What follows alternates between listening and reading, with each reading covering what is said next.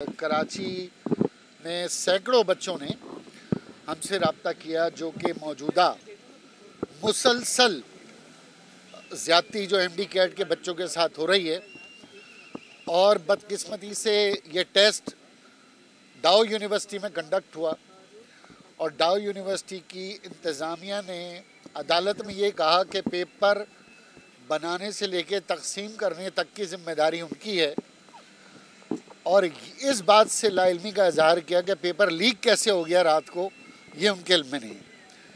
दूसरी अहम तरीन बात यह कि 8,000 रुपये पर बच्चा लेकर 10 करोड़ रुपये सिर्फ डाउ यूनिवर्सिटी को मिले हैं इम्तिहानात कंडक्ट कराने के लिए, जिसमें डाउ यूनिवर्सिटी का 60% शेयर है और पूरे पाकिस्तान में 60 करोड़ रुपए से ज़्यादा मेडिकल के बच्चों से ये फ़ीस ली गई है टेस्ट में अपीयर होने के लिए। अहम तरीन बात यह कि पाकिस्तान मेडिकल और डेंटल काउंसिल जो है वो बिल्कुल हाथ खड़े करके बैठी है कि हमारा तो कोई ताल्लुक़ ही नहीं है। और prime minister of Pakistan medical dental council के सरबराह हैं।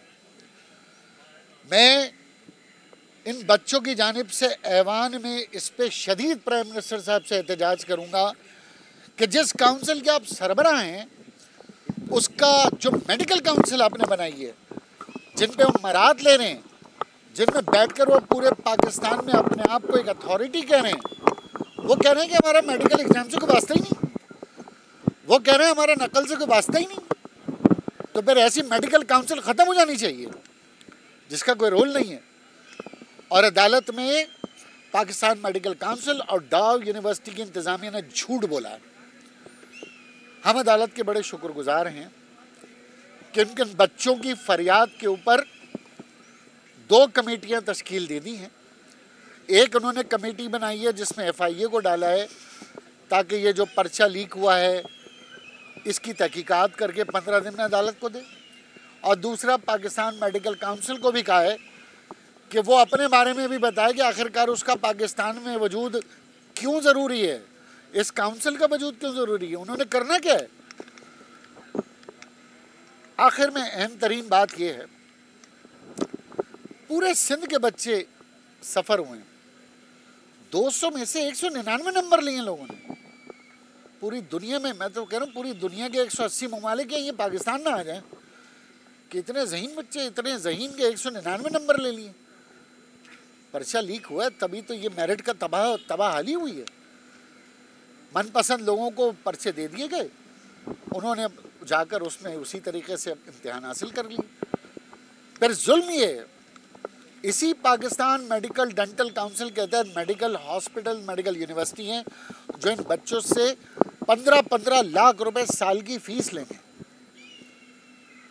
यानी ये 60-60 लाख रुपए फ़ीस देकर डॉक्टर बनेंगे।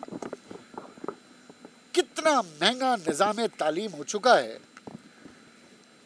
और उस पर सूबाई और वफाकी हुकूमत को कोई होश नहीं। आधे से ज़्यादा मुल्क के बच्चे तो बैरूनी बोर्ड के ज़रिए पढ़ रहे हैं। सालाना 25 अरब रुपए इस मुल्क से बाहर जाता है बैरूनी बोर्ड की फ़ीस में, और उसके बाद जो मेडिकल यूनिवर्सिटीज़ और डेंटल कॉलेज उनका ये हाल। अहम तरीन बात कहने की ये है जो अदालत में हम अगली बार रखेंगे, आखिरकार ये सिंध में पर्चे लीक करने वाला माफिया है कौन।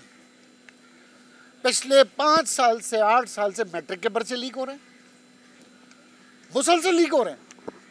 फोटो स्टेट की दुकानों पे 100-100 रुपए में बिक रहे हैं। इंटर के पर्चे लीक हो रहे हैं, मुसलसल लीक हो रहे हैं, और ना चेयरमैन हट रहा है, ना कंट्रोलर हट रहा है, ना रजिस्ट्रार हट रहा है। बोर्ड्स के सरबराहान बेशर्मों की तरह अपनी सीटों पे बराजमान है और सिंध हुकूमत भी कोई उनके कान पे जू नहीं रेंग रही। उन्होंने वो इंक्वायरी कमेटी और ये कमेटी और वो कमेटी, तनख्वाहें सब ले रहे हैं। आज तक किसी मैट्रिक बोर्ड के पर्चे की इंक्वायरी नहीं हुई, किसी इंटर बोर्ड के पर्चे की इंक्वायरी नहीं हुई। तो अब जुल्म ये है कि अब जो मेडिकल कॉलेजेस हैं इनके भी लीक होंगे पर्चे। जब पर्चे लीक ही करने हैं तो फिर ये इम्तिहान की ज़रूरत क्या है। और कोर्ट ने बाकायदा ज़िला वाइज ऑर्डर दिए हैं कि कहाँ कहाँ कौन से, एक इंस्टीट्यूट के 32 बच्चे 199 नंबर, सिर्फ एक स्कूल। तो फिर ये तमाम का तमाम अदालत ने नोटिस लिया। अदालत ने बहुत तामुल से सबकी बात सुनी, बच्चों की भी बात सुनी। अब 15 दिन बाद इस केस की पेशी है और इन बच्चों के मुस्तकबिल के लिए कराची तक कश्मीर बल्कि पूरे पाकिस्तान के लिए हम इस पर अपनी कोशिश करेंगे।